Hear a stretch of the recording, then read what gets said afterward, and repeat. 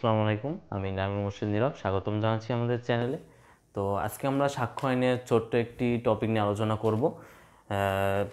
যেই টপিকটি আমাদের পূর্ব আলোচিত আমরা পুরো সাক্ষ্য আইনের ইম্পর্টেন্ট যত সেকশন আছে প্রথম থেকে শেষ পর্যন্ত সকল বিষয়গুলো আলোচনা করেছি, যার মধ্যে এই টপিকটির কিছু অংশ বাদ পড়ে গিয়েছে, যার জন্য আমরা এটির উপর বেস করে ছোট আরেকটি ভিডিও বানাচ্ছি।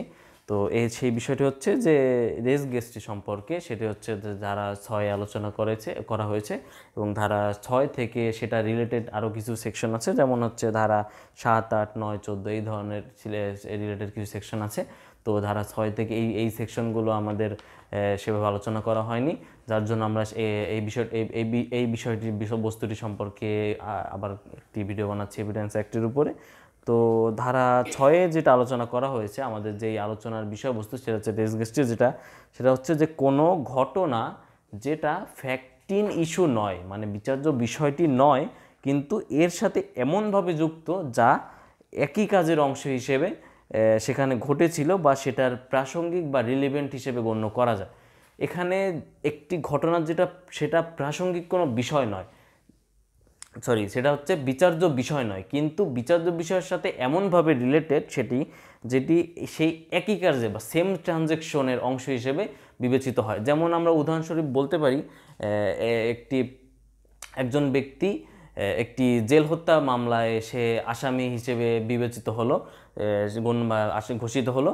তো জেল হত্যার টাইমে বা কোথাও কোনো মার্ডার অকারেন্স ঘটানোর টাইমে বা হোমিসাইড ঘটানোর টাইমে সেখানে সেই পার্শ্ববর্তী এরিয়ায় সেইটার ভিত্তিতে কিছু ঘরে ঘরে ডাকাতি হয় বা কিছু ঘরে ভাঙচুর হয়। এই যে এটার সাথে ওগুলো রিলেটেড কিছু বিষয়বস্তু আছে, কারণ ওই অকারেন্সটা যখন ঘটে তার পাশাপাশি একই সময়ে অন্যান্য স্থানগুলোতে সেই ঘটনার ভিত্তিতে অন্যান্য জায়গাতেও কিছু ঘটনা সৃষ্টি হয়, এবং এটি যেহেতু সেম ট্রানজ্যাকশন বলতে গেলে ওই একই ব্যক্তিরা ওই পথ থেকে যেহেতু যাচ্ছিল এবং ওই পথ থেকে যাওয়ার সময় তারা ওই ধরনের ওই সময়ের সাথে ইঙ্গিত করে ওই ডিরেকশনেই সেই ক্ষতিগুলো হয়, মানে সে একটি এ নামক প্লেসে সেই ঘটনাটি ঘটে এবং এ নামক প্লেস থেকে যাওয়ার সময় সে বি নামক প্লেস সি নামক প্লেস পার হয়ে যাচ্ছিল এবং বি নামক প্লেসে এই ধরনের ভাঙচুরের ইনসিডেন্টগুলো ঘটে। তো এইখানে একটি সেম ট্রানজ্যাকশন তাদের চলাফেরার বিষয়বস্তু থাকে।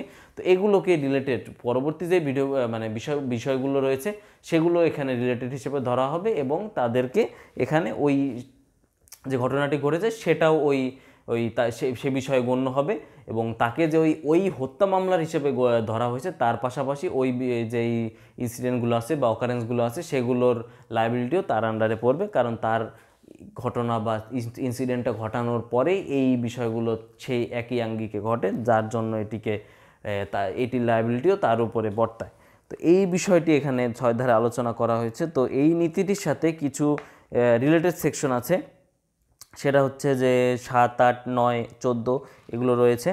তো এখানে এগুলোতেও সেম ট্রানজ্যাকশনের বিষয়টি অংশ গঠন করে। তো 7 ধারায় যেটা বলা হয়েছে সেটা হচ্ছে যে নিম্নলিখিত এই বিষয়ে যেই নিম্নলিখিত কিছু ঘটনা আছে সেগুলোকে প্রাসঙ্গিক করা হচ্ছে, যেমন হচ্ছে বিচার্য বিষয়ের উপলক্ষ থাকতে পারে, মানে অকেশন যেগুলো, বা বিচার্য বিষয়ের কারণ যেটি থাকতে পারে, বিচার্য বিষয়ের যে প্রভাব যেটা থাকতে পারে, সেই যে অবস্থার প্রেক্ষাপটে কোনো বিষয় ঘটেছে সেই অবস্থা গঠন করে এমন একটি বিষয়, বা কোনো কাজ ঘটতে যে বিষয় সুযোগ করে দিয়েছে সেই সকল বিষয়।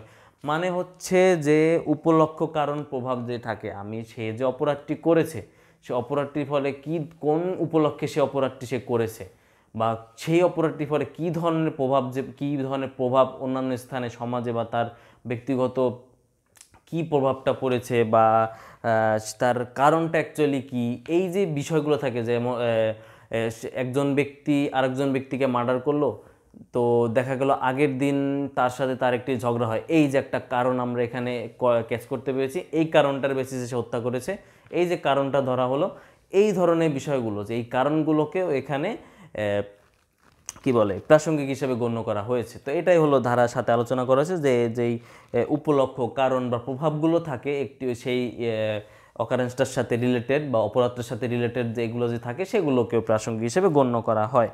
তো এরপরে 8 ধারায় আবার 3টি বিষয়ের কথা বলা হয়েছে যেগুলোকেও এখানে প্রাসঙ্গিক করা হয়েছে, যে তার যে অভিপ্রায়টা থাকে, মোটিভটা থাকে বা প্রস্তুতি প্রিপারেশন যেটা থাকে, পূর্ববর্তী এবং পরবর্তী প্রিভিয়াস সাবসিকুয়েন্ট যে কন্ডাক্টগুলো থাকে সেগুলো এখানে প্রাসঙ্গিক।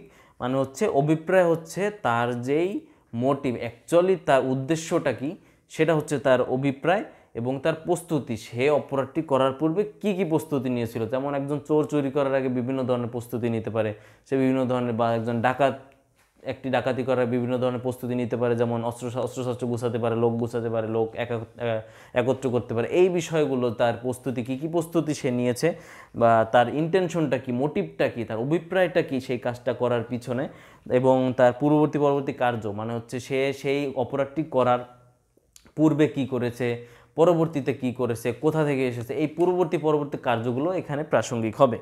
এবং এরপরে ধারা 9 যেটা আলোচনা করা হচ্ছে সেটা হচ্ছে যে প্রাসঙ্গিক বিষয় ব্যাখ্যা বা পরিচিতি করার জন্য যে বিষয়গুলো প্রয়োজন সেগুলোও প্রাসঙ্গিক।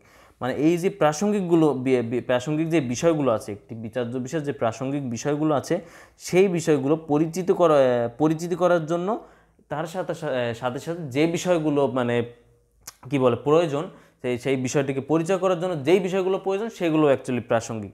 এখানে আমরা টিআইপি নামে, যেটা হচ্ছে টেস্ট আইডেন্টিফিকেশন প্যারেন্ট হিসেবে পরিচিত, এখানে এই সেকশন 9 আমরা এই টিআইপির বিষয়টি পাই, যেটা হচ্ছে শনাক্তকরণ প্যারেডও বলা হয়ে থাকে। এখানে বলা হচ্ছে যে অপরাধের সাথে সম্পর্কিত সম্পত্তি বা ব্যক্তির পরিচয় শনাক্ত করার একটি পদ্ধতি। মানে হচ্ছে যে অপরাধের সাথে সম্পর্কিত যেই ব্যক্তিটি আছে বা সম্পত্তিটি আছে তার পরিচয়টাকে শনাক্ত করার যে পদ্ধতিটি, সেটি হচ্ছে ধারা 9 করা হয়েছে এই আইডেন্টিফিকেশনটা করার জন্য। এখানে দুইটি পয়েন্টের কথা বলা আছে, যে অপরাধের সাথে সম্পর্কিত কোনো সম্পত্তি শনাক্ত করতে সক্ষম হয় এবং অপরাধের সাথে সম্পর্কিত কোনো ব্যক্তি বা আসামিকে শনাক্ত করতে সক্ষম। মানে হচ্ছে আইডেন্টিফাই করা, এখানে যেই ব্যক্তি বা সম্পত্তিটি আছে সেটা রিলেটেড, তাদেরকে আইডেন্টিফাই করা, যে আইডেন্টিফিকেশন প্যারেডটা আছে এটাকেই রিলিভেন্ট এখানে করা হয়েছে। তো এই টেস্ট আইডেন্টিফিকেশন প্যারেডটি সম্পর্কে আলোচনা করা হচ্ছে ধারা 9, যেখানে বলা হচ্ছে প্রাসঙ্গিক বিষয়ের যেই ব্যাখ্যা বা পরিচিতি করার জন্য যে বিষয়গুলো প্রয়োজন আছে এখানে, সেই বিষয়গুলো এখানে প্রাসঙ্গিক বিষয় হিসেবে গৃহীত হবে।